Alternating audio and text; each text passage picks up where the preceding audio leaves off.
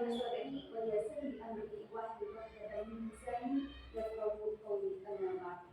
Yang terhormat Ibu Kepala Sekolah Dasar SD Sriadin, yang terhormat Bapak Ibu Dewan Guru beserta staf, puji syukur alhamdulillah kehadirat Allah Subhanahu wa taala pada pagi yang cerah ini kita bisa berkumpul di sini dalam acara seminar pembahasan membangun budaya positif di sekolah dasar Sriadin. Shalawat serta salam semoga tetap tercurahkan kepada junjungan kita Nabiullah Muhammad Sallallahu Alaihi Wasallam. Karena berkat beliaulah kita sampai saat ini masih dalam keadaan Islam Madinah. Bapak Ibu sekalian yang kami hormati, untuk mengawali acara pada pagi hari ini, marilah kita buka dengan bacaan surat Al-Fatihah. Semoga acara bisa berjalan lancar tanpa halangan syaitan. Ala hadiniya kulli khairin shalihah al-Fatihah.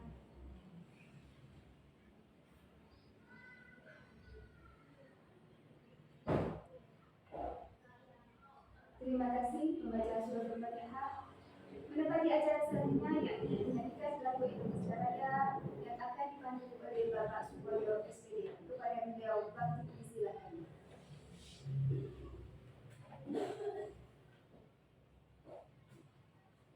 Hadirin dipersilakan berdiri. Mari kita bersama-sama menyanyikan lagu Indonesia Raya yang angka 4, hitungan 3, 4, mulai. 1, 2, 3.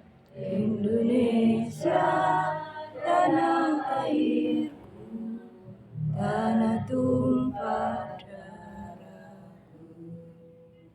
Di sanalah aku berdiri, jadi pandu ibuku.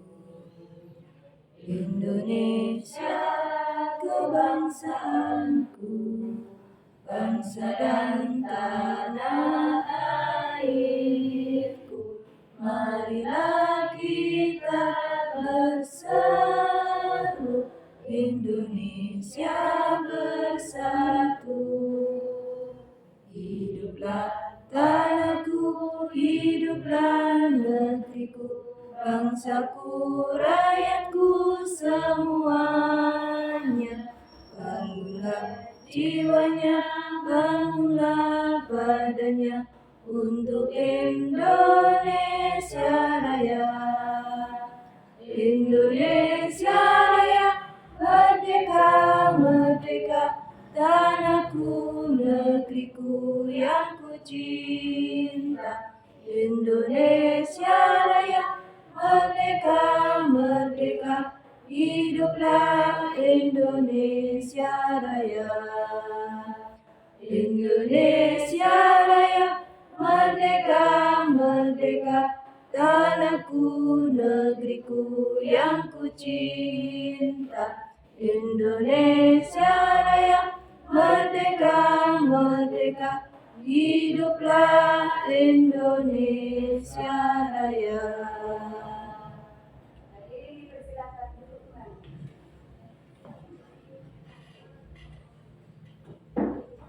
Bapak Ibu sekalian, pada selanjutnya di acara inti yakni pemaparan seminar pembebasan membangun budaya positif di sekolah dasar Sriadin.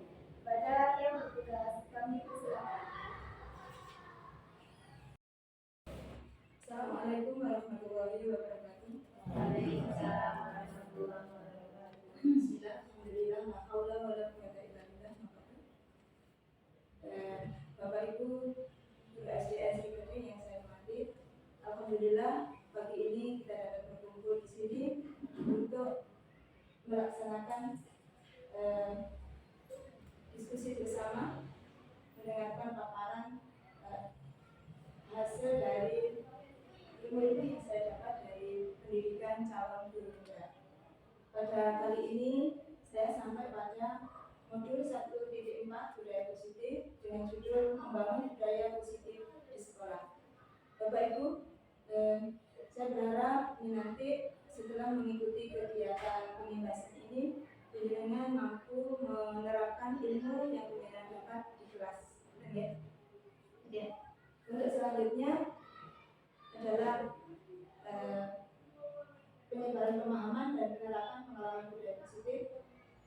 Di sini saya menggunakan keluarga besar SDN Gading karena materi ini saya berharap mengimbas positif pada guru-guru SDN Gading. Untuk memberikan semangat pada penjenengan semua, kita semua, mari kita awali acara kita dengan ice breaking tepuk. Oke, monggo dipersiapkan tangannya. Duduk saja. Oke. Kalau tepuk 1, nanti bilangnya yes. Ya. Untuk yang kedua, oke. Yang ketiga, semangat. Yang keempat, konsentrasi. Dan yang kelima, siap belajar. Betul nggih? Kita mulai bersama-sama. Tepuk 1, yes. Tepuk 2, oke. Tepuk 3, semangat. Tepuk 4, konsentrasi. Tepuk 5, siap belajar. Terima kasih Bapak Ibu.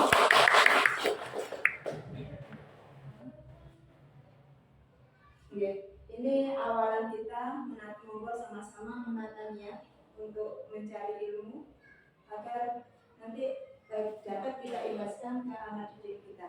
Ya.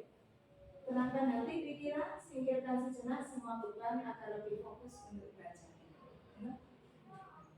Tujuan dari kegiatan hari ini, aksi nyata yang saya lakukan yang pertama yaitu menumbuhkan budaya positif di sekolah dengan meyakini nilai-nilai kebajikan universal serta menciptakan murid yang merdeka dan mempunyai disiplin kuat sesuai dengan profil belajar Pancasila. Ya. Bapak Ibu, sebelum acara kita mulai, saya ingin bertanya kepada penjenengan semua tentang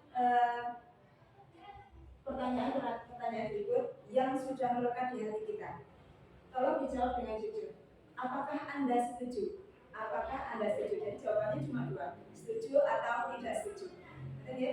Yang pertama, pernyataan berikut, pemberian hukuman dapat mendisiplinkan siswa. Apakah penjenengan setuju apabila penjenengan memberikan hukuman kepada siswa yang bersalah itu mampu mendisiplinkan siswa? Setuju atau tidak? Setuju. Setuju. Semuanya setuju? Setuju. Saya tekan jawabannya, ya. Jadi penjenengan semua setuju bahwa dengan menghukum anak nanti anak-anak akan berdisiplin. Ya. Yang kedua, pemberian hadiah dapat meningkatkan prestasi siswa. Apakah penjenengan setuju dengan memberikan hadiah kepada siswa nanti prestasinya akan meningkat?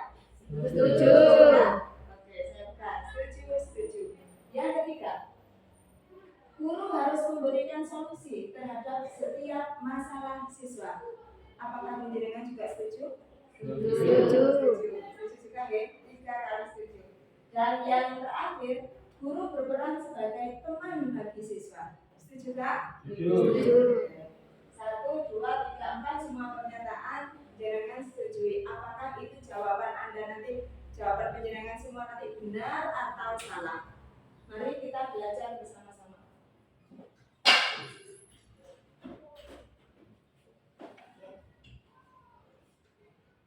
Bapak Ibu, saya mengutip dari pernyataan Ki Hajar Dewantara, yaitu budaya positif kita ambil contoh perbandingannya dengan hidup tumbuhan dari seorang petani. Dalam hakikatnya sama kewajibannya dengan seorang pendidik. Jadi Ki Hajar Dewantara di sini mengumpamakan seorang pendidik sebagai seorang petani atau tukang kebun. Yang menanam padi misalnya hanya dapat menuntut tumbuhnya padi. Dia tidak bisa menanam padi tumbuh menjadi jagung atau tumbuh yang lain. Jadi kalau menanam padi tumbuhnya akan tetap menjadi padi. Ia dapat memperbaiki kondisi tanah. Jadi untuk menghasilkan padi yang bagus, padi yang berkualitas, maka penjenengan sudah kenal dengan istilah panca usaha tani, ya? Yaitu antara lain memperbaiki kondisi tanah, memelihara tanaman, memberi pupuk, pengairan, membasmi hama, ulat-ulat atau jamur yang mengganggu. hidup tanaman, padi, dan lain sebagainya. Jadi kita hanya mampu memberikan solusi dari luar. Tapi padi, sifat utama padi tetap akan menjadi padi. Kita hanya memberikan masukan dari luar tanpa mengubah sifat padi itu sendiri. Jadi kalau dulu Bapak Ibu kita percaya bahwa anak itu lahir seperti kertas putih yang kosong. Guru atau orang tua bisa memberikan warna atau tulisan pada kertas kosong itu, tapi kenyataannya tidak. Jadi anak atau siswa itu lahir seperti kertas putih yang sudah ada tulisannya, tapi tulisan itu masih sama-sama. Tugas guru dan orang tua adalah memperjelas tulisan yang sama-sama tadi. Jadi anak-anak itu akan tumbuh sesuai dengan kodrat yang dia miliki. Jadi kita tidak bisa mengubah kodrat. Oke? Apakah itu dengan hukuman, apakah itu dengan hadiah, atau apapun yang lain. Betul ya? Nah, untuk tujuan kita tadi yang pertama, jenengan setujui 4 pernyataan akan kita pelajari dan kita buktikan nanti benar atau salah. Persetujuan jenengan dengan mempelajari konsep inti budaya positif. Jadi ada beberapa yang akan kita pelajari nanti. Yang pertama adalah perubahan paradigma belajar. Yang kedua disiplin positif. Yang ketiga nilai-nilai kebajikan. Yang keempat motivasi perilaku manusia. Dilanjutkan dengan kebutuhan dasar manusia. Posisi kontrol guru, keyakinan kelas, dan yang terakhir adalah penerapan segitiga restitusi. Kita mulai dari perubahan paradigma pembelajaran keyakinan kita. Kita sebentar ada kegiatan sebelum ke materi. Ada A dan B. Umpamakan jenengan duduk bersebelahan dengan teman. Cobalah secari kertas kecil, tuliskan benda, nama benda atau sesuatu yang sangat berharga untuk Anda. Jadi kertas kecil tadi disobek, diberi nama, diberi tulisan yang tulisan itu isinya adalah sesuatu yang sangat berharga untuk jenengan. Letakkan di salah satu tangan Anda dan genggam benda atau sesuatu tersebut dengan segala daya. Dengan usaha jenengan untuk melindungi tangan yang berharga, isinya yang berharga tadi. Buatlah sebuah kepalan. Kemudian teman Anda, teman yang duduk di sebelah Anda, akan mencoba dengan sekuat tenaga dengan berbagai cara untuk meminta Anda memberikan benda tersebut. Kata kuncinya, benda yang jenengan pegang adalah benda yang sangat berharga untuk Anda. Sangat berharga dan jenengan lindungi. Jenengan lindungi dengan cara apapun sekuat tenaga. Nah, sekarang pertanyaannya, apabila teman sebelah Anda, kan penasaran ya, kok oleh bergemci rapet, kan ada rasa penasaran. Seandainya teman di sebelah Anda ingin membuka tangan Anda, apa yang Anda lakukan? Silakan yang ingin menjawab, memberikan jawaban. Jenengan menggenggam sesuatu yang sangat berharga. Jenengan menggenggam sesuatu yang sangat berharga. Untuk jenengan lindungi, dan itu merupakan sesuatu yang sangat berharga bagi diri jenengan. Apabila seseorang ingin mengetahui isinya, ingin merebut atau membuka tangan jenengan, apa yang jenengan lakukan? Monggo salah satu untuk menjawab. Apakah jenengan dengan ikhlas membuka tangan jenengan atau tetap melindungi apa yang jenengan genggam? Bertahan untuk tidak membuka tangan. Bertahan untuk tetap menggenggam dan tidak membuka tangan. Alasannya Pak? Akan lebih penasaran. Akan lebih penasaran. Oke, kita beri aplaus yang meriah. Saya yakin dengan semua jawabannya hampir sama, karena itu kita lindungi, berharga dan sesuatu yang tidak dengan mudah didapat orang lain. Dan yang pertama, yang kedua kata Pak Homsun, biar teman-teman lebih penasaran lagi untuk tidak membuka. Nah, sekarang apa yang terjadi? Belum ya? Yang paling bawah. Iya, paling bawah. Yang besar. Sudah.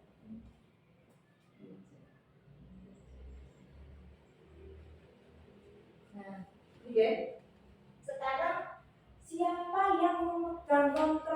penjenengan untuk membuka atau tetap menutup erat tangan penjenengan? Siapa yang mempunyai kontrol itu? Teman Anda atau Anda sendiri? Nah, betul. Jadi yang memegang kontrol diri adalah diri orang itu sendiri tanpa ada pengaruh dari orang lain. Kita tidak bisa membujuk atau dengan cara, mungkin bahkan kalau yang penasarannya sangat sekali mungkin bisa memaksa untuk membuka tangan, meroyok gitu untuk membuka. Tapi kalau penjenengan punya keyakinan yang kuat, saya yakin penjenengan tetap mempertahankan apapun yang terjadi. Nah, itu adalah kontrol diri. Jadi apa yang kita mau pada diri kita sendiri, yang punya kontrol adalah diri kita sendiri. Betul ya? Berarti ya. Nah, jadi itu tadi Bapak Ibu berkaitan dengan budaya positif yang akan kita tanamkan kepada siswa. Jadi siswa itu punya kontrol diri sendiri. Jadi kita hanya menuntun sebagai guru, sebagai orang tua, kita hanya menuntut tumbuh kembang mereka sesuai dengan kodrat yang mereka bawa. Seperti kertas putih yang sudah ada tulisannya. Kita hanya bertugas menebalkan apa yang sudah mereka punya dalam tulisan tadi. Jadi guru dan orang tua itu menebalkan, tidak bisa menciptakan, tidak bisa merubah. Hanya menebali saja. Jadi nanti penjenengan pikirkan lagi, tadi setuju yang empat pernyataan tadi, jawaban penjenengan benar atau salah. Jadi kita mulai dengan pemahaman budaya positif. Budaya positif merupakan perwujudan nilai-nilai atau keyakinan universal menyeluruh yang luas yang diterapkan di sekolah. Budaya positif diawali dengan perubahan paradigma tentang teori kontrol. Jadi teori kontrol itu apa? Nanti soal kita belajar. Oke, ini ya. Jadi perubahan positif tadi kita mulai dari perubahan paradigma belajar. Perubahan paradigma pembelajaran merupakan pergeseran antara stimulus respon yang awal-awal waktu kita kuliah kita pelajari ya, stimulus teori, stimulus respon, menjadi teori kontrol. Pembelajaran dirancang berdasarkan prinsip pembelajaran yang berpihak kepada murid dan berdiferensiasi. Ada perbedaan. Sehingga setiap murid akan belajar sesuai dengan kebutuhan dari tahap perkembangannya untuk menjadi manusia yang bisa meraih keselamatan dan kebahagiaan yang setinggi-tingginya di masa depan nanti, sesuai dengan apa yang sudah diajarkan oleh Ki Hajar Dewantara. Nah, ini Bapak Ibu, kita mencoba untuk mengingat kembali teori-teori yang sudah kita pelajari pada waktu yang lalu. Bagaimana seseorang bisa berubah dari paradigma stimulus respon kepada pendekatan teori kontrol. Ya. Ini menurut pencetusnya adalah Stephen Covey, ya, mengatakan bahwa bila kita ingin membuat kemajuan perlahan, sedikit-sedikit, ubahlah sikap atau perilaku Anda. Namun, bila kita ingin memperbaiki cara-cara utama kita, maka kita perlu mengubah kerangka acuan kita. Ubahlah bagaimana Anda melihat dunia, bagaimana Anda berpikir tentang manusia. Ubahlah paradigma Anda, skema pemahaman dan penjelasan aspek-aspek tertentu tentang realitas, tentang kenyataan. Ini Bapak Ibu, ini yang sudah kita pelajari waktu dulu, dan ini teori kontrol saat ini. Okay? Kalau dulu kita percaya kebutuhan kita semua adalah sama. Okay? Teori stimulus respon. Untuk yang teori kontrol, kebutuhan kita adalah berbeda. Kemudian yang kedua, untuk stimulus respon, teori stimulus respon, semua orang melihat hal yang sama. Sedangkan untuk teori kontrol, setiap orang memiliki gambaran yang berbeda. Kemudian yang ketiga, teori stimulus respon mengatakan kita mencoba mengubah orang agar berpandangan sama dengan kita. Okay.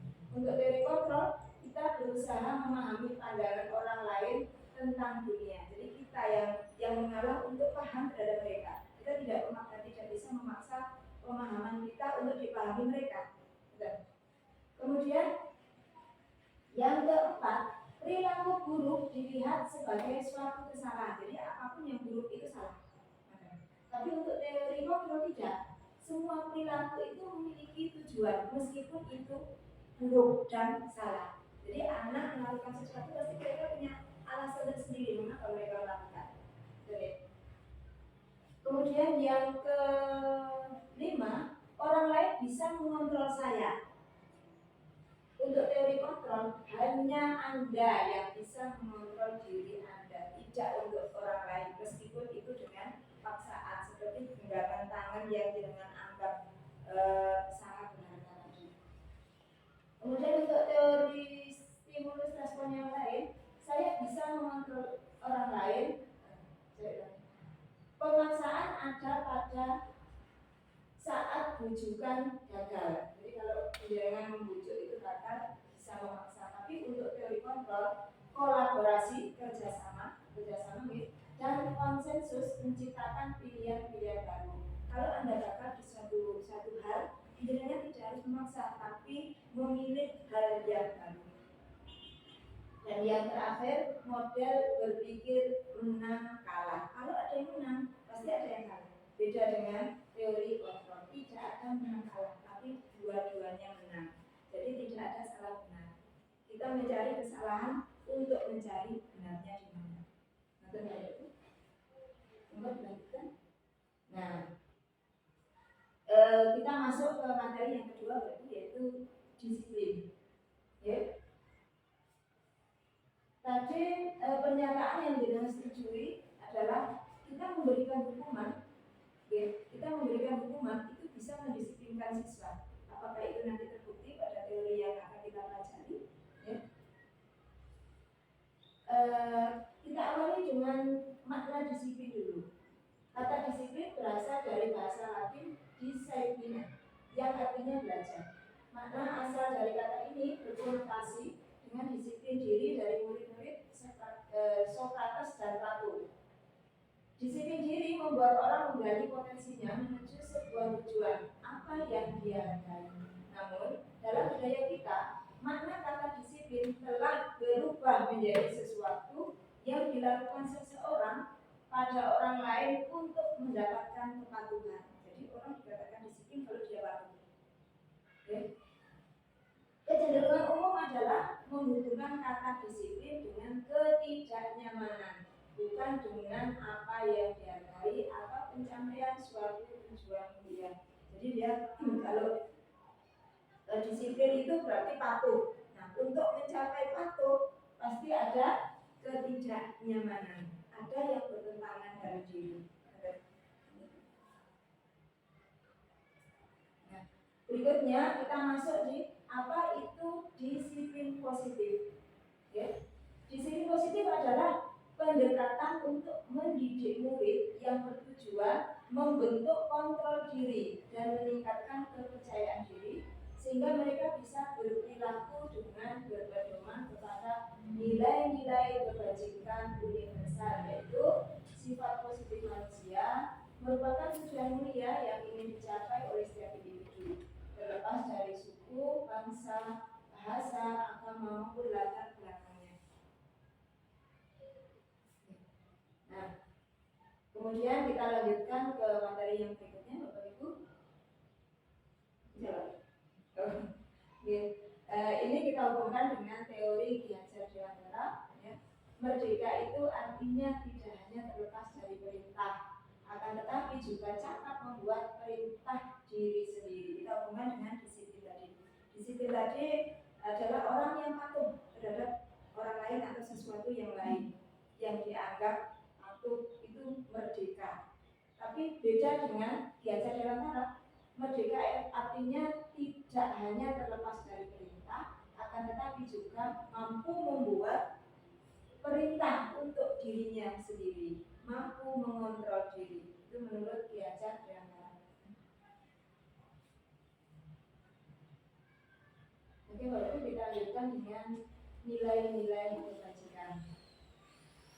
ada beberapa pendapat tentang nilai-nilai kebajikan yang kita percaya. Yang pertama yaitu dari PYP. Ya. Menurut PYP, nilai kebajikan itu terdiri dari toleransi, rasa hormat, integrasi mandiri, dan sebagainya sampai dengan komitmen. Tapi beda lagi dengan yang diutarakan oleh IHF.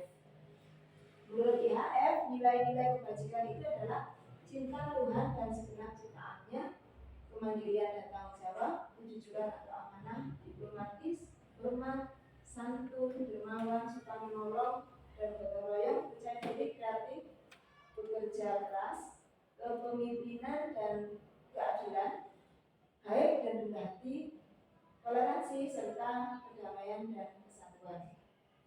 Kemudian nilai-nilai kebajikan yang lain, ya. Yang pertama, keterampilan hidup.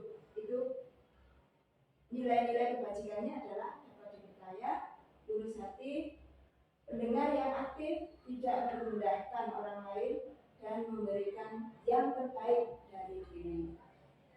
Kemudian petunjuk hidup, yang tadi keterampilan hidup, yang ini petunjuk hidup, yaitu peduli.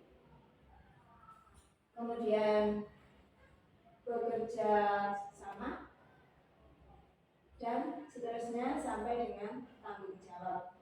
Dan yang keempat adalah nilai-nilai kebijakan menurut Michael Gordon, yaitu empati, suara hati, kontrol diri, rasa hormat, kebaikan, toleransi, dan keadilan. Kemudian kita lanjutkan dengan motivasi perilaku manusia. Jadi motivasi perilaku manusia maksudnya adalah mengapa manusia melakukan sesuatu, apakah itu kebenaran atau sesuatu yang salah. Pasti ada sesuatu yang dianggap sebagai motivasi. Ada 3 motivasi yang mempengaruhi perilaku manusia. Yang pertama adalah untuk menghindari ketidaknyamanan atau untuk menghindari hukuman. Jadi seseorang melakukan sesuatu, berperilaku itu karena tujuannya adalah untuk menghindari ketidaknyamanan atau menghindari hukuman. Pertanyaannya adalah, apa yang akan terjadi apabila saya tidak melakukannya? Apakah dibiarkan atau apakah dihukum? Ini termasuk motivasi eksternal, yaitu motivasi yang muncul dari luar diri seseorang. Kemudian motivasi perilaku manusia yang kedua adalah untuk mendapatkan imbalan dari orang lain atau institusi motivasi eksternal. Ini termasuk eksternal juga. Pertanyaannya adalah, apa yang akan saya dapatkan apabila saya melakukannya? Ini istilahnya riya, tidak ikhlas. Jadi melakukan sesuatu karena ingin ada imbalan. Termasuk yang dapat hadiah tadi. Yang ketiga, motivasi perilaku manusia yang ketiga adalah untuk menghargai diri sendiri, menjadi insan sesuai harapan kita. Nah, ini kemungkinan Bapak Ibu yang paling utama yang harus kita tanamkan kepada peserta didik, yaitu motivasi internal, motivasi yang tumbuh dari dalam diri. Dan inilah tujuan dari disiplin yang sebenarnya. Jadi akan ada kesadaran untuk menghargai diri sendiri, meskipun tanpa paksaan, tanpa perintah, tanpa hadiah. Kalau dia sudah punya kesadaran diri, maka dia akan melakukan sesuatu yang terbaik menurut dia, menurut kesadarannya sendiri.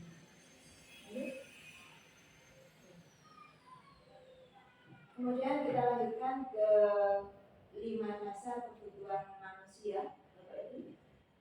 Jadi seseorang melakukan sesuatu karena termotivasi. Nah, motivasinya karena salah satunya adalah memenuhi kebutuhan hidupnya. Ada 5 kebutuhan dasar. Yang pertama adalah bertahan hidup. Yang kedua, penguasaan. Kemudian kesenangan. Yang keempat, kebebasan. Dan yang terakhir, kasih sayang dan rasa diberikan. Mari kita kupas satu persatu dari 5 kebutuhan dasar manusia. Yang pertama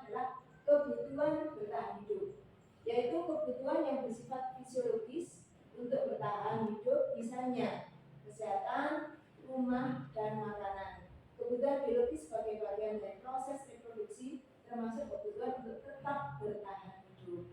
Komponen psikologis pada kebutuhan ini meliputi kebutuhan akan perasaan aman. Yang kedua adalah kebutuhan akan kasih sayang dan rasa diterima, yaitu kebutuhan untuk diterima. Kebutuhan untuk disayangi dan diterima meliputi kebutuhan akan dukungan dan koneksi sosial, kebutuhan untuk memberi dan menerima kasih sayang, dan kebutuhan untuk merasa menjadi bagian dari suatu kelompok. Kebutuhan ini juga meliputi keinginan untuk tetap terhubung dengan orang lain, seperti teman, keluarga, pasangan hidup, teman kerja, binatang peliharaan, dan kelompok di mana kita bergabung. Anak-anak diterima yang tinggi biasanya ingin disukai dan diterima oleh lingkungannya. Mereka juga akrab dengan orang tuanya. Biasanya mereka belajar karena suka pada gurunya. Bagi mereka, teman sebaya sangat penting. Mereka juga biasanya suka bekerja dalam kelompok.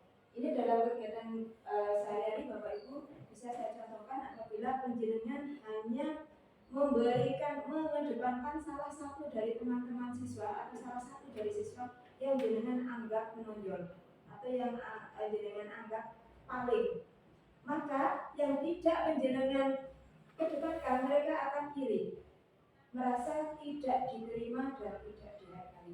Jadi nanti setelah penjenengan mengikuti kegiatan ini, saya berharap yang penjenengan suruh ke depan misalnya bukan hanya anak-anak yang bukan hanya anak-anak yang punya kelebihan, tapi mereka yang punya kekurangan pun bisa dihargai, bisa disuruh maju untuk membuktikan bahwa mereka juga diterima di kelas meskipun mereka tidak sesuai dengan kompetensi yang diinginkan.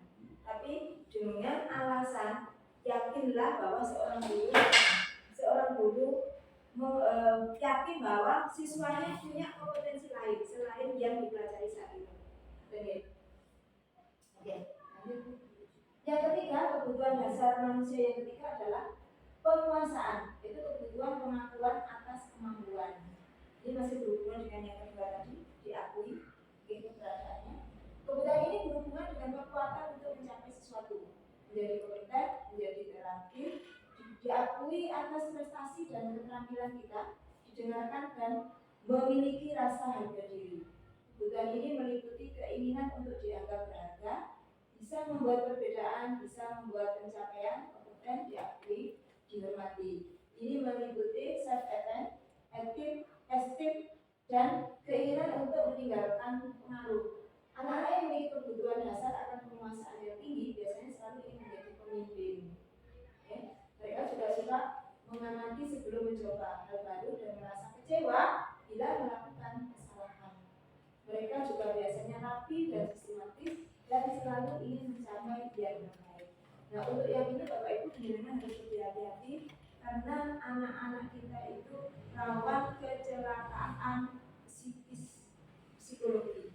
Jadi kalau hatinya itu sangat halus, apabila penjenengan salah dalam langkah, mereka akan terluka. Dan luka yang mereka bawa itu nanti akan teringat sepanjang hidup. Jadi apa yang menjadi lakukan nanti mereka akan selalu ingat. Kebutuhan dasar manusia yang keempat adalah kebebasan.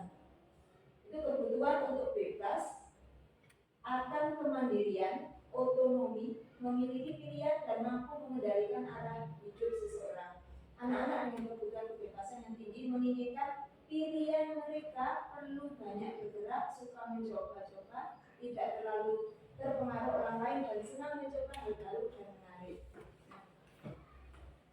Untuk ini dia juga harus lebih sensitif, karena ada perbedaan-perbedaan dari siswa-siswa kita dalam perlakuan, kita juga harus membedakan. Yang kelima, kebutuhan dasar manusia yang kelima adalah kesenangan atau kebutuhan untuk merasa senang.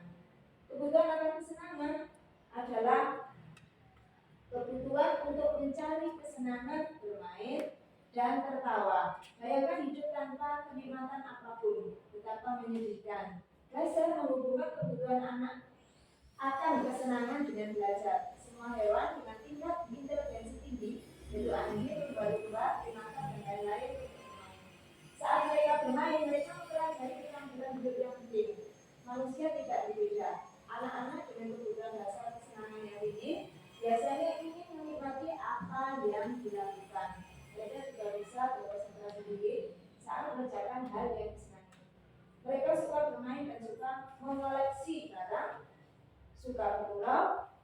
melucu dan juga menggemaskan. Bahkan saat mereka bertingkah laku buruk, mereka masih terlihat lucu.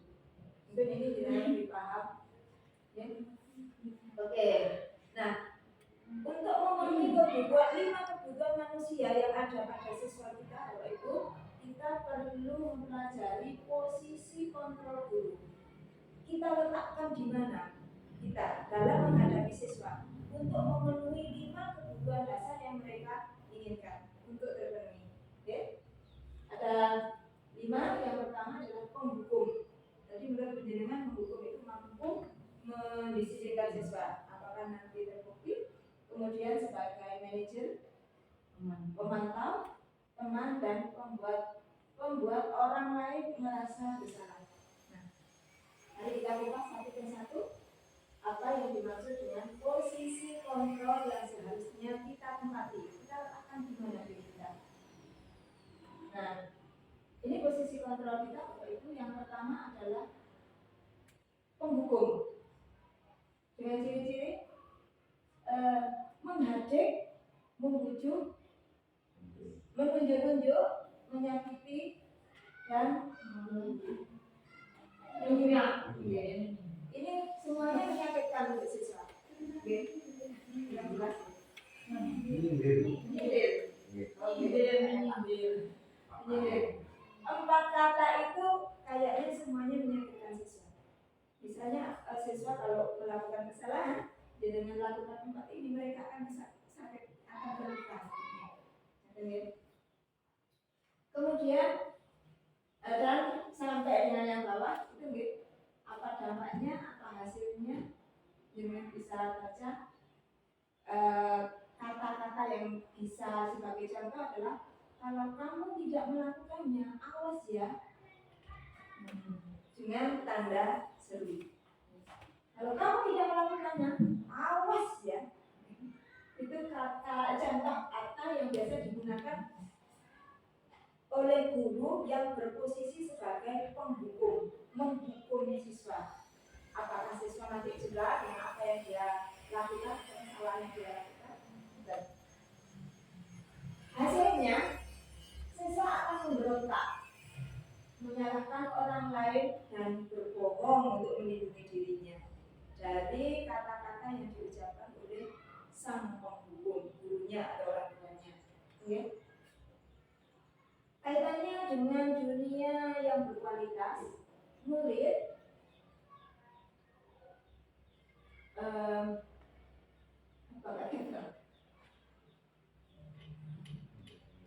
murid meletakkan guru di luar dunia yang berkualitas. Jadi menganggap gurunya itu tidak berkualitas.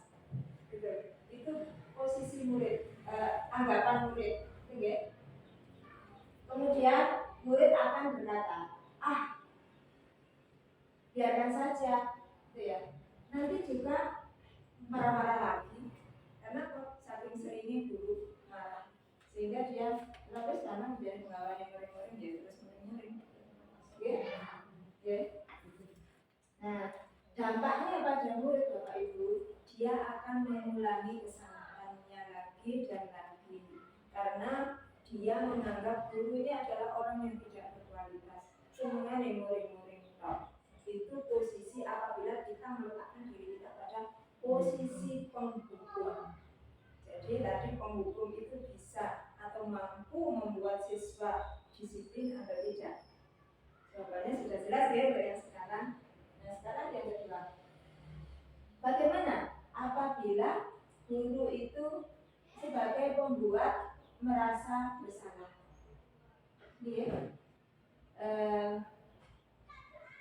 Yang biasa dilakukan adalah mencemooh ibu dengan kata-kata ibu kecewa dengan apa yang kamu lakukan dan sebagainya. Kemudian kamu seharusnya titik-titik. Jadi apa yang dilakukan oleh siswa itu seakan-akan dia bersalah total, tidak ada benarnya. Gitu. Ya? Sama efeknya nanti hasilnya pada siswa adalah menyembunyikan, menyangkal, dan berbohong. Karena dia merasa bersalah, maka maka dia akan menyembunyikan kesalahannya untuk melindungi dirinya. Dia akan berbohong untuk melindungi dirinya. Oke. Kemudian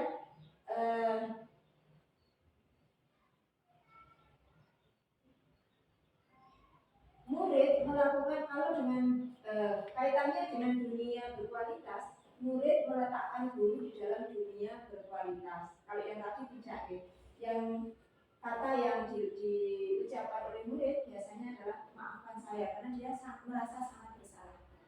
Sukses gurunya membuat siswa merasa bersalah. Dan efeknya nanti dampaknya pada murid adalah merasa rendah diri, kurang percaya diri, tidak pede. Nah, yang kedua adalah posisi identitas berhasil atau sukses kontrol dari luar. Ini guru meletakkan dirinya, memposisikan dirinya sebagai teman, sebagai pemantau, dan sebagai manajer. Ini yang kontrol dari luar itu sebagai teman. Jadi guru menganggap siswa itu seperti temannya dalam menyelesaikan masalah-masalah yang dilakukan siswa. Oke? Kalimat-kalimatnya bisa dengan tulisan sendiri, bisa dibaca sendiri. Kemudian yang sebagai pemantau atau pengawas. Jadi di sini posisi guru adalah memantau siswa, mengawasi siswa. Oke. Guru yang diperbuat guru adalah menghitung dan mengukur, disesuaikan dengan tata tertib atau aturan yang berlaku. Memantau. Kemudian yang terakhir adalah sebagai manajer. Identitas berhasil atau sukses. Jadi posisi guru di sini yang terbaik adalah posisi sebagai manajer, sebagai pemimpin, mengajukan pertanyaan-pertanyaan sebelum dia memberikan vonis pada siswa. Jadi diselidiki dulu, dianalisis dulu kenapa siswa melakukan kesalahan. Jadi efeknya adalah menguatkan pribadi siswa. Jadi, siswa lebih kuat dan pada akhirnya nanti siswa akan mengevaluasi dirinya bagaimana cara memperbaiki diri dari kesalahan. Dia tidak merasa dihukum, dia tidak merasa dipermalukan, tidak merasa bersalah, tapi dia akan belajar dari kesalahan yang dia perbuat. Oke? Lanjut. Nah, sekarang setelah kita belajar bersama tentang 5 kontrol posisi guru tadi, mari kita berdiskusi. Yang pertama, di mana kira-kira posisi Anda sebelum mengenal disiplin positif dari 5 tadi? Apakah penghukum? Apakah pembuat rasa bersalah? Apakah sebagai teman? Apakah sebagai pemantau atau sebagai manajer? Sebelum kita belajar hari ini, kira-kira penjelasan yang paling kuat di mana? Di posisi mana? Penghukum, teman, pemberi rasa bersalah, pemantau atau manajer? Kebanyakan teman. Teman, ya kan? Semuanya teman. Gak ada yang menghukum, gak pernah yang menghukum ya? Ada ya. Ada. Oke. Kemudian yang kedua, bagaimana perasaan Anda saat ini? Jadi setelah yang lalu sebelum kita belajar tentang posisi kontrol ini, dengan saya yakin jenengan sudah melakukan sesuatu kepada siswa. Perasaan jenengan bagaimana? Oh, selalu benar atau merasa bersalah atau ingin memperbaiki diri atau ingin berubah? Ingin memperbaiki diri dan berubah. Ingin memperbaiki diri dan berubah menjadi posisi apa? Manajer. Oke, terima kasih. Yang ketiga, di mana posisi yang Anda harapkan di masa depan? Sudah ya terjawab? Apakah penjelasan semua di posisi manajer? Ya. Hanya manajer saja? Manajer teman. Memantau tidak? Ya. Oke. Kira-kira dari 5 posisi kontrol tadi, posisi kontrol mana yang berusaha menjadikan hindari? Menghukum. Betul, menghukum? Iya. Berarti menghukum menjadikan siswa disiplin tadi sudah betul ya? Iya. Oke. Bagaimana perasaan Anda saat ini setelah mempelajari ini? Kira-kira apa yang penjara lakukan setelah ini? Berharap apa? Punya cita-cita apa terhadap murid? Kalau murid melakukan kesalahan,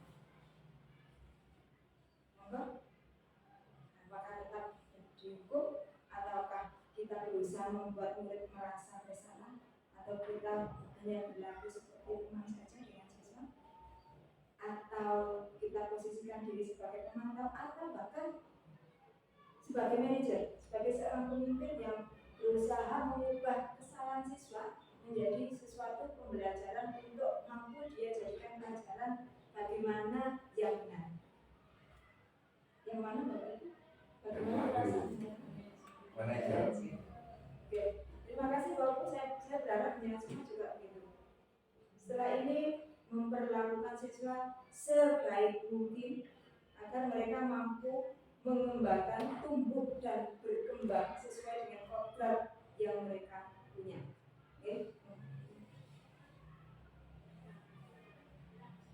Oke. Berikutnya adalah bagaimana kita menyikapi apabila siswa melakukan kesalahan. Kita yang akan kita bahas, kita diskusikan bersama, kita bahas bersama adalah tentang keyakinan kelas, hukuman, dan penghargaan. Sesuai dengan 4 pernyataan yang sudah dengan baca awal-awal tadinya dengan persetujuan. Kemudian keyakinan kelas. Mengapa kita menggunakan kata keyakinan kelas? Tidak peraturan kelas, tidak tata tertib kelas. Selama ini yang kita gunakan adalah peraturan kelas, tata tertib kelas ya. Tapi kenapa untuk saat ini kita condong ke keyakinan kelas? Mengapa? Mengapa kita memiliki peraturan harus menggunakan helm bila mengendarai kendaraan roda 2? Apa tujuannya? Kalau kita disuruh menggunakan helm saat bermotor? Melindungi kata kuncinya. Melindungi kepala. Yang lain mungkin ada. Kenapa kita harus pakai helm? Berhubungan dengan apa? Keamanan. Keselamatan. Jadi yang pertama ini hubungannya dengan keselamatan. Yang kedua, mengapa kita memiliki peraturan 3M? Menggunakan masker, mencuci tangan, dan menjaga jarak 1,5 meter saat terjadi wabah COVID. Ini tujuannya apa? Tidak tertular.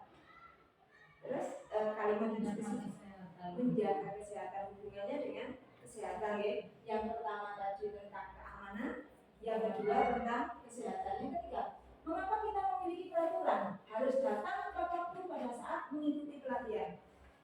Hubungannya kenapa kita harus tepat waktu kalau ada pelatihan? Seandainya kita telat supaya tidak ketinggalan materi ya. Satu yang disiplin waktu. Ada kata lain selain disiplin waktu? Tertib. Menghargai waktu, tertib waktu. Nah, untuk mendukung motivasi implisit, motivasi dalam diri, kembali ke nilai-nilai keyakinan lebih menggerakkan seseorang dibanding mengikuti serangkaian peraturan. Jadi, kenapa kita menggunakan kata keyakinan kelas? Keyakinan kelas bukan peraturan kelas. Jadi kita yakin bahwa kalau kita mengendarai motor kita pakai helm minimal keamanan. Yang kedua, apabila kita mematuhi 3M, kita nanti kesehatan kita akan terjaga. Yakin kita kalau ini nanti kita lakukan, kita nggak akan tertular oleh virus COVID, gitu ya. Kemudian yang ketiga, apabila kita datang tepat waktu, insya Allah nggak buku kabar, nggak cemas, dan kita nggak akan ketinggalan waktu kalau kita menghargai waktu. Keyakinan kita yang utama adalah tentang keyakinan akan keamanan, yang kedua keyakinan akan kesehatan, dan yang ketiga akan waktu. Itu alasannya mengapa kita tidak menggunakan kata peraturan, karena peraturan itu lebih mengarah ke apa tadi? Hukuman, kepatuhan. Tapi ini justru dasarnya adalah kesadaran diri. Jadi nanti dulu beberapa waktu yang lalu ya, sudah saya minta membuat kesepakatan kelas awal dulu. Apakah itu sudah dibuat atau belum, nanti monggo diperbaiki apabila sudah melakukan. Langsung. Nah, keyakinan kelas berupa pertanyaan-pertanyaan universal yang luas yang dibuat dalam bentuk kalimat positif. Ya, nanti saya ada contoh. Anak-anak akan nanti kalau penjaringan mengajak anak-anak membuat kesepakatan, mereka akan mengutarakan ide-idenya, pendapat-pendapatnya. Ada yang kalimat positif, ada yang kalimat negatif. Nah, nanti kalau sudah jadi, semuanya sudah ngumpul dari pendapat anak-anak, murid, siswa, kita ubah kalimat negatif yang diutarakan siswa menjadi kalimat positif. Contohnya. Kemudian yang kedua, keyakinan kelas tidak dibuat dalam jumlah banyak sehingga mudah diingat dan dipahami oleh semua rekan kelas. Seperti tadi, pengendara motor yang sedang motor di jalan raya wajib menggunakan helm. Cukup kita gunakan kalimat keamanan, tidak kalimat yang banyak. Oke, begitu pula yang lainnya. Kita menggunakan kalimat yang sederhana yang nanti mudah diingat siswa. Oke. Kemudian yang ketiga, keyakinan kelas merupakan sesuatu yang dapat diterapkan di lingkungan kelas tersebut. Kenapa dapat diterapkan di lingkungan tersebut? Karena yang membuat adalah siswa sendiri. Jadi yang membuat siswa, yang melaksanakan siswa. Nanti apabila ada kesalahan yang dilakukan siswa, maka sanksinya akan muncul sendiri dari dalam diri siswa tanpa kita ada hukuman atau kekerasan dari siswa. Lanjut. Nah, ini monggo bermain pertanyaan. Sekarang peraturan selalu kembalikan buku di tempatnya. Nanti kira-kira keyakinan kelas atau nilai kebajikan yang dituju tentang apa? Kerapian, boleh yang lain? Banyak ini nanti jawabannya banyak. Selain kerapian, kalau mengembalikan buku setelah digunakan, berhubungan dengan apa ini? Kerapian, selain kerapian?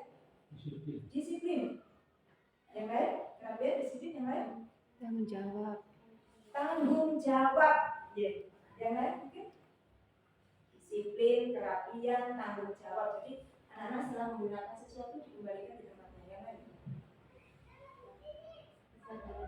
Kesadaran diri. Jadi kemungkinan nanti jawaban yang tertulis di sini hanya satu, tapi semuanya yang penjelasan itu masuk karena di sini nanti tidak ditulis semua.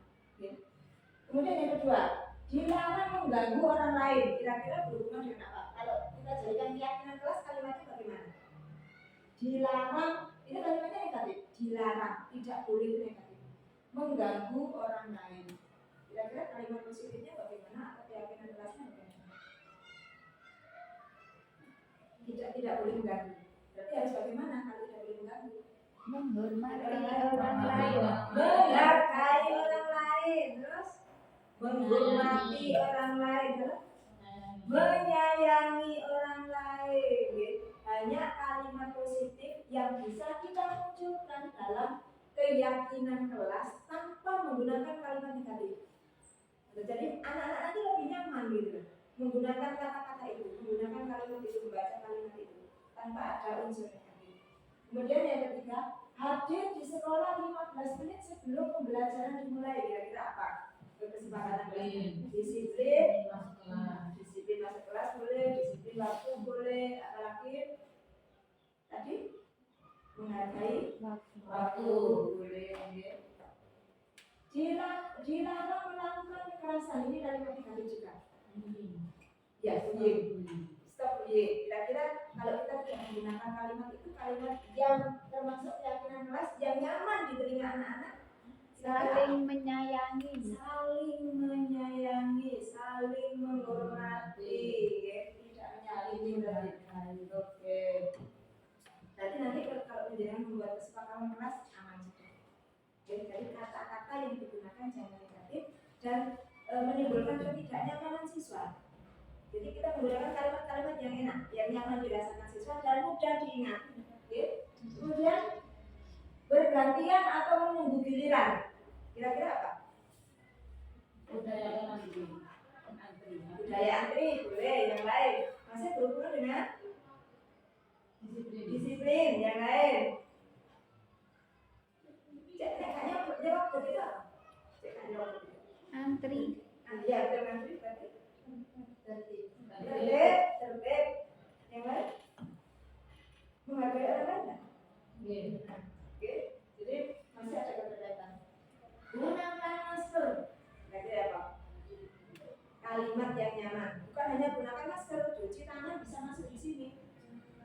jaga kesehatan, berarti ya. Kemudian jangan berlari di kelas atau di koridor. Benar? Coba diulangi mana? Apa ya? Keselamatan, berhati-hati, jaga diri, apalagi. Nah, sekarang kita bacakan jawaban kita. Nah, oke. Jadi banyak kalimat yang bisa digunakan. Oke. Ini ketepaan aja ini. Oke, jadi banyak kata yang bisa digunakan untuk mewakili kalimat yang tidak nyaman. Oke. Oke. Jadi selalu kembalikan buku ke tempatnya tadi, tanggung jawab iya, disiplin iya, menjaga kerapian iya, oke. Terus kesadaran diri juga iya, dilarang mengganggu orang, menghormati orang lain dan diri sendiri, menghargai, menyayangi dan lain sebagainya. Lanjut. Oke. Yang kedua sekarang penghargaan. Tadi kalimat pernyataan apakah memberikan hadiah itu mampu meningkatkan prestasi siswa. Jadi dengan jawab setuju dengan memberikan hadiah pasti siswa nanti berprestasi, gitu ya. Kita coba. Penghargaan adalah sesuatu yang diberikan pada perorangan atau kelompok jika mereka melakukan suatu keunggulan di bidang tertentu, keunggulan itu. Ya. Jadi kalau dia unggul, dia diberi hadiah, diberi sesuatu yang orang lain yang tidak melakukan tidak diberi. Nah, kira-kira perasaannya tidak diberi bagaimana? Ya. Kemudian tujuan pemberian penghargaan dalam belajar adalah bahwa seseorang akan menerima penghargaan setelah melakukan pembelajaran dengan baik dan akan melakukan pembelajaran sendiri di luar kelas. Reward juga bisa dikatakan sebagai motivasi yang diberikan oleh guru kepada siswanya. Ini menurut Sudirman. Apakah ini nanti betul atau salah?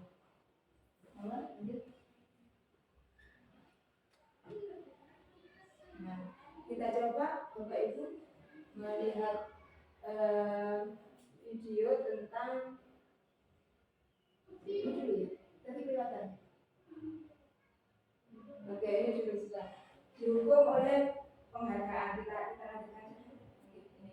Kenapa menggunakan kata dihukum oleh penghargaan? Kenapa? Kalau kita menggunakan kalimat umum itu kalimatnya kita tidak ikhlas melakukan sesuatu. Ada sesuatu yang kita harapkan. Jadi tidak muncul dari kesadaran diri, tapi ada sesuatu dari luar yang kita harapkan. Jadi, pengaruh jangka pendek dan jangka panjangnya penghargaan hukuman, penghargaan mengurangi ketepatan ya. Pengaruhnya jangka pendek dan jangka panjang. Jangka pendek jadi tidak ikhlas, dia hanya berharap. Jangka panjangnya tidak akan berefek, tidak akan bermanfaat dalam kehidupannya. Kemudian penghargaan itu menghukum. Kenapa? Dia tidak ikhlas. Dia mau melakukan sesuatu kalau ada penghargaan. Kalau tidak ada penghargaan, tidak akan dia melakukan. Karena itu penghargaan menghukum dia sendiri. Penghargaan mengurangi ketepatan. Jadi kadang-kadang anak itu melakukan sesuatu itu karena mengharapkan ada penghargaan, dia bisa jadi dia juga. Karena ingin mengharapkan sesuatu. Jadi tidak tepat lagi. Betul ya? Kemudian penghargaan tidak efektif. Ini tadi ada rasa yang tidak enak bagi siswa lain yang tidak mendapatkan penghargaan. Padahal jenengan tahu tidak semuanya unggul di satu bidang. Mungkin satu bidang tidak unggul di bidang yang lain unggul. Nah ini juga perlu penghargaan. Nah penghargaan itu soal hubungan. Apa maksudnya? Itu tadi yang tidak, yang tidak mendapatkan penghargaan. Oke. Terus, nah hubungan ini sudah kayaknya sudah terbahas tadi. Sebuah cara untuk mengarahkan sebuah tingkah laku agar sesuai dengan tingkah laku yang berlaku secara umum. Jadi dipaksa, siswa dipaksa, anak dipaksa untuk patuh pada aturan umum, tidak muncul dari dalam diri sendiri. Ya, ini konsekuensi adalah akibat dari suatu perbuatan atau pendirian. Istilah konsekuensi ini seringkali disamakan dengan hukuman, padahal hukuman yang memiliki makna yang berbeda. Kalau hukuman itu ibaratnya negatif, kalau konsekuensi itu akibat dari apa yang dia lakukan. Tidak selalu dalam bentuk hukuman.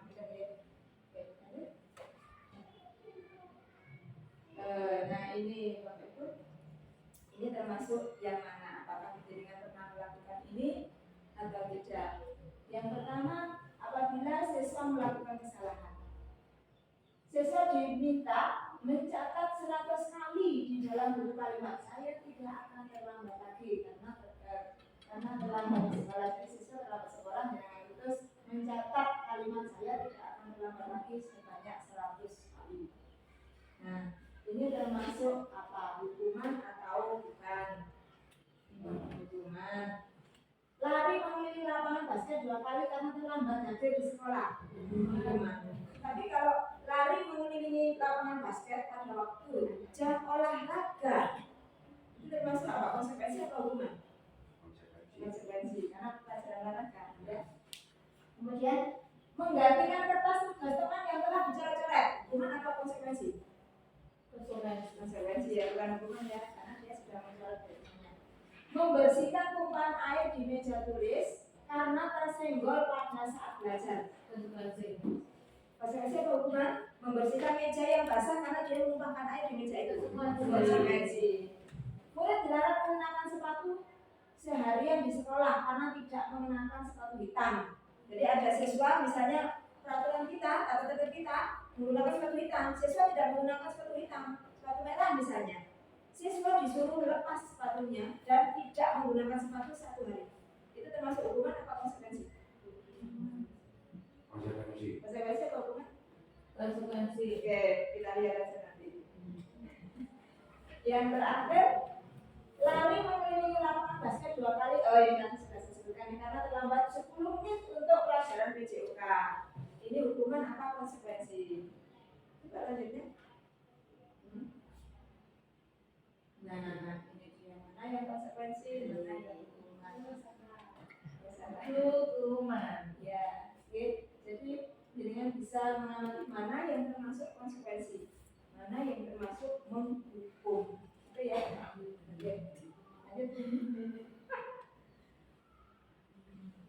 Oke. Ini jadi kita sudah paham ya.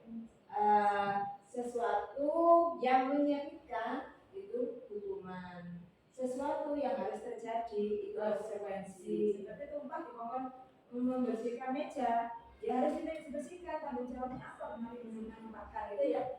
Nah, anak membenci kedisiplinan, anak menjaga disiplin, paksaan, nah, stimulus tanggapan. Jadi salah satunya adalah untuk menimbulkan kesadaran diri akan kesalahan yang dia perbuat. Itu ya. Nah, sebelum ini Bapak Ibu, ini ada contoh sedikit video tentang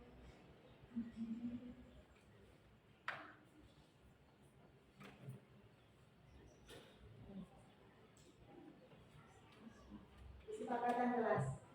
Jadi ini ada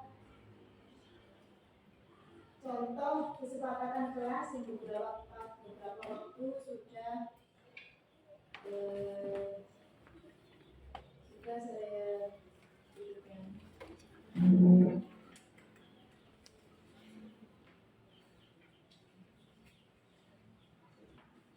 Mari kita membuat kesepakatan kelas yang nantinya akan kita ikuti. Bagaimana siap? Ya.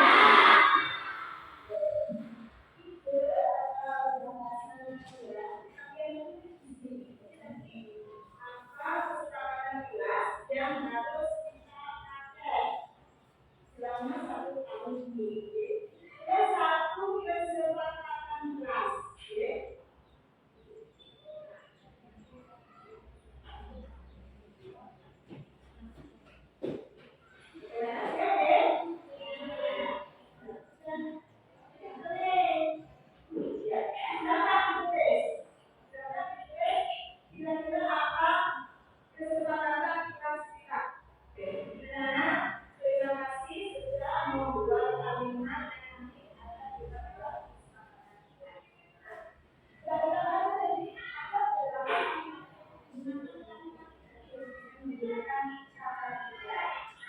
Mari kita ubah kalimat yang tadi menjadi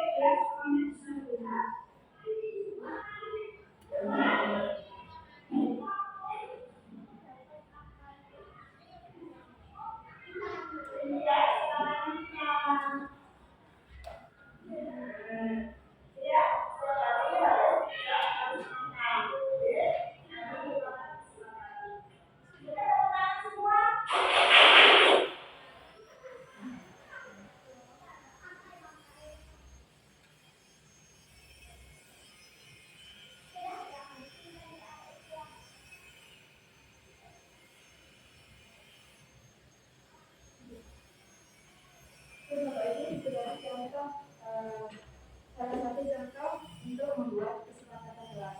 Kemudian kita lanjutkan ke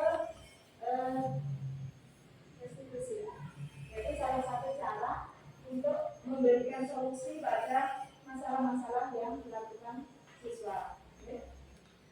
Restitusi adalah proses menciptakan kondisi bagi murid untuk memperbaiki kesalahan mereka, sehingga sehingga mereka bisa kembali pada kelompok mereka dengan karakter yang lebih kuat. Jadi mereka tidak merasa bersalah, tapi tetap punya karakter tersendiri. Oke. 9 ciri-ciri restitusi. Yang pertama, bukan menebus kesalahan, tapi untuk belajar dari kesalahan. Yang kedua, memperbaiki hukuman. Yang ketiga, tawaran bukan paksaan. Tawaran bukan paksaan. Yang keempat, restitusi menuntun untuk melihat ke dalam diri. Restitusi mencari kebutuhan dasar yang mendasari tindakan. Jadi, siswa melakukan sesuatu itu karena ada alasan. Yang keenam, restitusi diri adalah cara yang paling baik untuk memperbaiki diri. Yang ketujuh, restitusi fokus pada karakter bukan tindakan. Yang kedelapan, restitusi fokus pada solusi. Dan yang kesembilan, restitusi kembalikan murid yang berbuat salah pada kelompoknya. Nah, ini sebuah restitusi. Yang pertama, langkah kita sebagai seorang guru dalam menyelesaikan masalah siswa. Yang pertama adalah menstabilkan identitas. Dengan kejutan, setiap orang pasti pernah melakukan kesalahan. Jadi kalimatnya antara lain, kamu bukan satu-satunya yang pernah melakukan ini. Jadi kesalahan yang dilakukan guru, dilakukan siswa itu tidak membuat siswa merasa dikucilkan. Kemudian yang kedua adalah validasi tindakan yang salah. Kalimat tanyanya, kamu tentu punya alasan mengapa melakukan itu. Yang ketiga, menanyakan keyakinan. Jadi nilai-nilai apa yang telah kita sepakati yang dilanggar oleh siswa. Lanjut. Nah, ini yang pertama, pertama adalah menstabilkan identitas. Itu untuk membuat murid yang merasa gagal karena berbuat salah menjadi positif terhadap gurunya. Ini kalimat-kalimat yang bisa diucapkan oleh guru. Lanjut. Oke. Yang kedua adalah validasi tindakan yang salah, yaitu membantu murid mengenali positif. Jadi apa yang dibutuhkan kebutuhan dasar yang dipenuhinya ketika melakukan kesalahan itu. Pada dasarnya, setiap tindakan manusia tujuannya adalah memenuhi kebutuhan dasar. Apakah itu penguasaan, kebebasan, ingin diterima, kesenangan, atau bertahan hidup. Kalimat-kalimat yang bisa diucapkan guru adalah seperti yang tertera di sebelah kanan.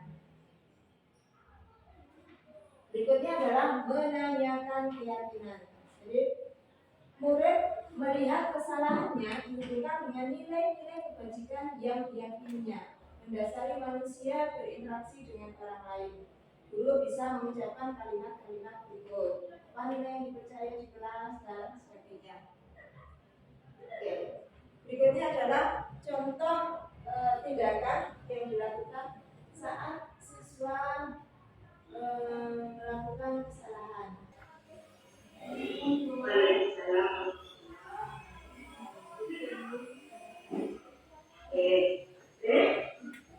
Kamu tahu kenapa dari tadi Najwa menangis?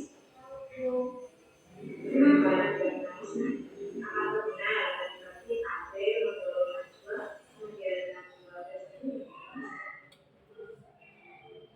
Terus selesai.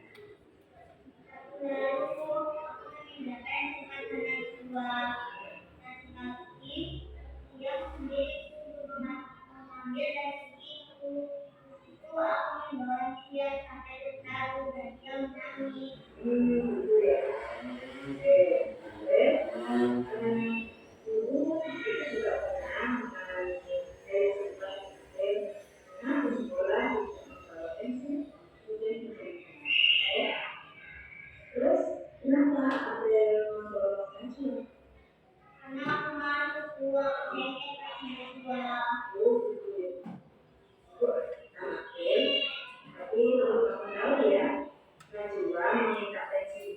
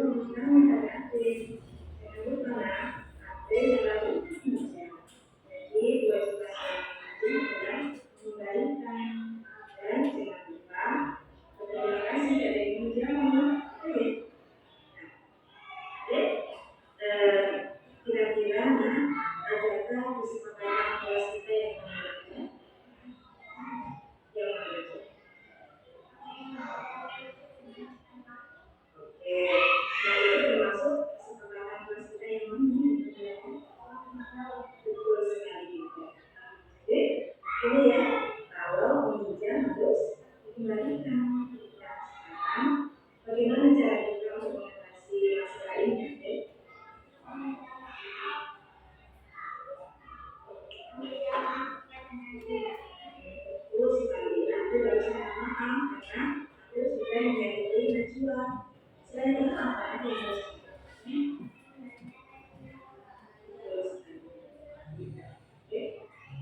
Jadi, apabila ada yang kamu sudah tahu apa yang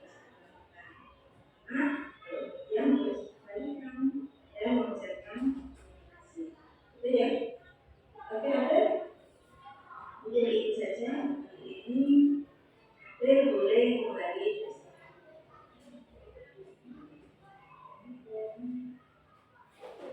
Itu tadi Bapak Ibu contoh dari penerapan segitiga restitusi untuk memberikan solusi pada masalah-masalah yang dilakukan oleh siswa. Mungkin itu yang bisa saya sampaikan untuk kali ini. Mohon maaf apabila ada yang kurang berkenan. Mudah-mudahan ilmu yang menjadi dapat bermanfaat dan bisa menerapkan dalam kehidupan sehari-hari, khususnya dalam menangani masalah-masalah yang dilakukan oleh siswa. Terima kasih. Saya akhiri bila itu wassalamualaikum warahmatullahi wabarakatuh. Waalaikumsalam warahmatullahi wabarakatuh.